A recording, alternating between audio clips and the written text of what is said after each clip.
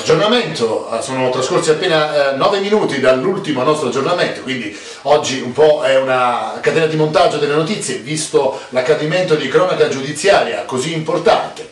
Dunque, a far cadere definitivamente l'impianto difensivo, il palco difensivo dell'avvocato Giorgio Magliocca sono stati i carabinieri di Pignataro Maggiore. Abbiamo avuto poco fa la conferma, proprio nel faccia a faccia, nell'1-1 con il pentito Giuseppe Petroni. Quindi questo è il nostro aggiornamento delle 13:25. Questa è Pignataro Nuova, restate con noi ogni 20 minuti, ma fra poco arriveranno anche delle interviste in esclusiva, degli approfondimenti sul fatto del giorno. Ogni 20 minuti avrete delle nuove notizie e soprattutto avrete sempre l'esclusiva. Noi vi diciamo sempre la verità, questa è Pignataro Nuova, rimanete con noi.